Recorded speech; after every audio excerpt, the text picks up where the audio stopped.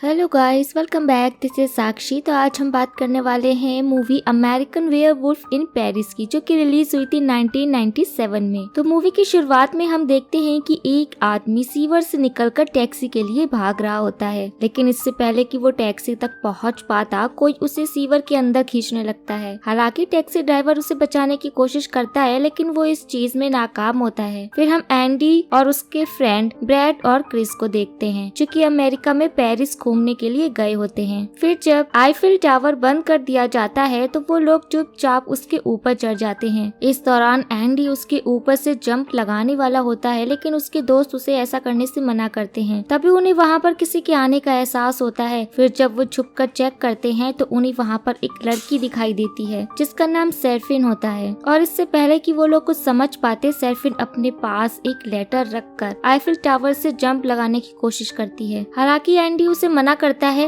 लेकिन वो उसकी कोई भी बात नहीं मानती और वहाँ से जंप लगा देती है। इसलिए एंडी भी बंधी हुई रस्सी के साथ उसे बचाने के लिए वहाँ से कूद जाता है और अपने दोस्तों की मदद से उसे बचा लेता है। इस दौरान उसे चोट लग जाती है, जिससे वो बेहोश हो जाता है। फिर जब उसकी आँख खुलती है तो वो खुद को एक हॉस्पिटल में पाता है, जहाँ पर उसके दोस्त ब्रैड और क्रिस उसे देखकर काफी खुश होते हैं। इस दौरान वो होश में आते ही एंडी सेरफिन को ढूंढने के लिए कहता है, लेकिन उसके दोस्त उसे मना करते हैं। तो वो कहता है कि अगर हमने उसे नहीं ढूंढा तो वो फिर से मरने की कोशिश करेगी, और क्योंकि उसके पास एक लेटर भी था जिसकी हेल्प से हम उसे ढूंढ सकते हैं, इसलिए उसके दोस्त आईफिल टावर के आसपास उस लेटर को ढूंढने लगते हैं, जिससे उन्हें वो लेटर मिल जाता है, जिसकी हेल्प से वो तीनों लड़की के घर पहुंचते हैं और उससे बात करने की कोशिश करते हैं, लेकिन वो उनसे बात करने के लिए मना कर देती है, जिस बात से एंडी काफी हैरान होता है। इस दौरान एंडी को उसके हाथों में खून दिखाई देता है, इसलिए वो काफी डर जाता है और उससे फिर से आवाज लगाकर हाथ में लगे खून के बारे में पूछता है। तो सेफरिन उसे बताती है कि ये खून नहीं है बल्कि पेंट है, जिसके बाद एंडी उससे मिलने के लिए जिद करता है। तो वो इस चीज के लिए तैयार हो जाती है, लेकिन जब वो दोनों मिलते हैं तो एंडी नर्वस होने की वजह से बहुत ही ज्यादा अजीब हरकतें कर रहा होता है, जिससे सेफरिन वहाँ से जाने लगती है, लेकिन एंडी उसे रोकता है और समझाता है कि मुझे तुमसे पहली नजर में ही प्यार हो गया था, इसलिए मैं तुम्हारे लिए जो भी कर सकता हूँ वो जरूर करूंगा। लेकिन सेफरिन कहती है कि कोई भी मेरी मदद नहीं कर सकता, क्योंकि जो भी मेरी मदद करता है वो किसी न किसी परेशानी में फंस जाता है। तभी कैफे में बैठा एक आदमी एंडी से झगड़ने लगता है। एंडी और उसके दोस्त उस आदमी से लड़ने की कोशिश करते हैं, लेकिन वो इसमें नाकाम रहते हैं। तभी सेफरिन एक ही वार में उस आदमी को ढेर कर देती है और वहाँ से जाने लगती है। तो एंडी भी उसका पीछा करने लगता है और कहता है कि तुमने उस आदमी को अच्छा मजा चखाया, लेकिन मुझे समझ नहीं आ रहा कि तुमने ऐसा क्यों किया। जिस पर सेफरिन उसका कोई भी जवाब नहीं देती है और वहाँ से जाने के लिए कहती है, जिस बात से वो निराश हो जाता है और फिर से अपने दोस्तों के साथ सेफरिन के घर पहुंचता है। लेकिन उन्हें वहाँ पर सेफरिन की जगह पर क्लाउड नाम का एक आदमी मिलता है, जो बताता है कि सेफरिन मेरे साथ ही रहती है। फिर क्लाउड एंडी और उसके दोस्तों को फुल मून चैरिटी पार्टी का इनविटेशन देता है, जो उसी आदमी के क्लब में हो रहा था। फिर वो लोग उस क्लब में पहुँचते हैं और सेफरिन को ढूंढने की कोशिश करते हैं, लेकिन वो उन्हें नहीं मिलती। इसलिए क्रिस वापस से सेफरिन को ढूंढने के लिए उसके घर पहुँचता है, लेकिन उसे कोई भी जवाब नहीं मिलता, जिससे वो वापस जाने लगता है। तभी उससे बेसमेंट में जाने का रास्ता मिलता है, जिससे वो चुपचाप घर के अंदर घुस जाता है। तो वहाँ पर उसे सेफरिन एक जेल में बंद दिखाई देती है। क्रिस उसे खोलने की कोशिश तो करता है, लेकिन उसके लिए वो मना कर देती है। तो क्रिस उसे बताता है कि एंडी तुम्हारा पार्टी में इंतजार कर रहा है। जब सेफरिन ये बात सुनती है तो वो बहुत ही ज्यादा घबरा जाती है और कहती है कि उसकी जान खतरे में है। फिर जब सेफरिन अकेले ही क्लब में जाने की कोशिश करती है तो क्रिस भी उसके साथ चलने के लिए उसे फोर्स करता है, इसलिए सेफरिन उसे मार कर बेहोश कर देती है और वहीं पर बंद कर देती है। फिर क्लब में पहुंचकर सेफरिन एंडी को वहां से चलने के लिए कहती है। हालांकि उसे कुछ भी नहीं समझ आ रहा होता, लेकिन सेफरिन उसे जबरदस्ती वहां से निकालने की कोशिश करती है और वहां से जाने के लिए कहती है। तभी हम देखते हैं कि क्लब में मौजूद सभी लोग देखते ही देखते भेड़िए में बदलने लगते हैं, क्योंकि उस दिन पूरे चांद की रात होती है। इधर हम देखते हैं कि सेफरिन भी एक भेड़िया है, जिससे वो भी भेड़िए में बदल जाती है, जिसके बाद वो लोग क्लब में मौजूद इंसानों को मारने लगते हैं। फिर हम देखते हैं कि क्रिस भी खुद को आजाद कर लेता है। तभी उसे वहाँ पर किसी की आवाज सुनाई देती है। फिर जब वो चेक करने के लिए वहाँ पर पहुँचता है तो वहाँ पर उसे एक भेड़िया दिखाई देता है, जिसका एक पाँव कटा हुआ होता है। फिर भी वो भेड़िया उसकी तरफ बढ़ने लगता है, लेकिन क्रिस किसी तरह से खुद को बचाकर वहाँ से भाग जाता है। इधर हम ब्रैड को देखते हैं, जो क्लब में लालटेन लेकर एंडी को ढूंढ रहा होता है। तभी एक भेड़िया उसे देख लेता है और उस पर अटैक कर देता है, जिसकी वजह से वो बहुत ही बेरहमी से मारा जाता है। जिसके बाद हम एंडी को देखते हैं जो कि ब्रेड को ढूंढ रहा होता है। तो उसके सामने भी अचानक से भेड़िया आ जाता है जो उस पर अटैक करने की कोशिश करता है, लेकिन एंडी उस पर एक भाले से अटैक करके वहाँ से भागने की कोशिश करता है। वो भेड़िया उसे अपने दांतों से जकड़ लेता है, लेकिन एंडी किसी तरह से बचकर वहाँ से निकल जाता है। तभी एंडी बेहोश हो जाता है और उसकी नींद खुलती है तो वो खुद को सैफरिन के घर में पाता है। फिर हम देखते हैं कि सैफरिन 2 दिल को मिक्सर में ग्राइंड करके उसका जूस निकालती है। इस दौरान क्रिस उसे देख लेता है, इसलिए वो अपने दोस्त एंडी को इस बारे में बताने की कोशिश करता है। तभी वहाँ पर सैफरिन आ जाती है, जिससे क्रिस वहाँ से भाग जाता है। फिर सैफरिन उसका घाव देखती है और उसे वो जूस पीने के लिए देती है, लेकिन एंडी इस चीज के लिए मना कर देता है। इसलिए सैफरिन उसे अपनी तरफ अट्रैक्ट करती है और बताती है कि तुम्हें एक वेयरवुल्फ ने इन्फेक्टेड कर दिया है। लेकिन इससे पहले कि वो उसकी कोई भी बात समझ पाता, तभी वहाँ पर सैफरिन की मॉम आ जाती है, जो कि सैफरिन से कहती हैं कि पहले तुम्हारी वजह से क्लाउड भी भेड़िया बन गया और अब तुमने इसे भी बदल दिया। तो वो कहती है कि क्लाउड को मैंने नहीं बदला था, बल्कि उसने मेरा खून चुराया था। तभी जब एंडी सैफरिन की मॉम को देखता है तो वो बहुत ज्यादा डर जाता है, क्योंकि वो मर चुकी थी, जिससे वो काफी ज्यादा डरावनी लग रही थी। इसलिए वो डर कर खिड़की से कूद कर वहाँ से भाग जाता है। उसी दौरान हम देखते हैं कि उसके दोस्त क्रिस को क्लाउड पकड़ लेता है। फिर जब एंडी क्लब में पहुँचता है तो वहाँ पर उसके दोस्त के साथ साथ और भी बहुत सारे लोगों की डेड बॉडीज मिलती हैं, जिनकी हालत बहुत ज्यादा खराब थी। जिसके बाद एंडी पुलिस ऑफिसर्स को बताता है कि जब मैं क्लब में था तब किसी बहुत बड़े जानवर ने मेरा पीछा किया था, लेकिन वो लोग इस बात का भरोसा नहीं करते हैं, क्योंकि उन्हें लगता है कि एंडी ने किसी तरह का कोई नशा किया है। फिर हम देखते हैं कि एंडी को भेड़िए के काटने की वजह से उसके अंदर कई सारे बदलाव हो रहे हैं और वो किसी जानवर की तरह मीट को खा रहा होता है। तभी वो एक एमी नाम की लड़की को देखता है, तो वो उसके पास पहुंचकर उसे खाने के लिए ऑफर करता है। तभी खाने से उसका दोस्त ब्रेड बाहर आता है, जो कि मर चुका था। इसलिए उसे देखकर वो बहुत ज्यादा डर जाता है और भागकर बाथरूम में जाता है, लेकिन वहाँ पर भी उसका दोस्त पहुँच जाता है। पहले तो एंडी को लगता है कि वो सपना देख रहा है, लेकिन उसका दोस्त कहता है कि तुम्हें एक भेड़िए ने काटा है, इसलिए तुम बदल रहे हो, और क्योंकि मैं भी भेड़िए के हाथों ही मरा हूँ, इसलिए मैं तब तक मुक्त नहीं हो सकता हूँ जब तक मेरे साथ जिस भेड़िए ने भी ऐसा किया है वो मारा ना जाए। जिसके बाद एंडी एमी के साथ इंटीमेट होने की कोशिश करता है, लेकिन वो भेड़िए में बदलने लगता है और एमी को छोड़कर वहाँ से भाग जाता है, जिस बात से एमी काफी गुस्सा हो जाती है। और उसी समय एंडी पूरी तरह से भेड़िए में बदलकर उसका पीछा करने लगता है, जिससे वो भागते हुए एक पुलिस ऑफिसर के पास पहुँचती है, जो कि उनका पीछा कर रहा होता है। तभी एंडी एमी को मार देता है और उस पुलिस ऑफिसर पर भी अटैक करके उसे मार देता है। फिर अगले दिन जब एंडी की नींद खुलती है तो उसे अरेस्ट कर लिया जाता है और बताया जाता है कि तुमने पिछली रात 2 लोगों की जान ली है। इस बात से वो काफी हैरान होता है। फिर जब उसे एमी की डेड बॉडी दिखाई देती है तो एमी भी उससे बात करने लगती है और कहती है कि मैं तब तक शापित रहूंगी जब तक तुम मर नहीं जाते। ये देखकर एंडी बहुत ही ज्यादा परेशान हो जाता है और अपने दोस्त ब्रेड से पूछता है कि क्या कोई ऐसा तरीका है जिससे मैं वापस से इंसान बन जाऊं। तो वो बताता है कि अगर तुम उस भेड़िए का दिल खा लो जिसने तुम्हें काटा है तो तुम वापस से इंसान बन जाओगे। लेकिन एंडी को लगता था कि सैफरिन ने उसे काटा है, इसलिए वो ऐसा करने से इनकार कर देता है। इस दौरान एमी एंडी को धोखा देकर मारने की कोशिश करती है, लेकिन ब्रेड उससे बचा लेता है, जिससे एमी और ब्रेड आपस में लड़ने लगते हैं। तभी क्लाउड और उसके साथी वहाँ पर पहुंचकर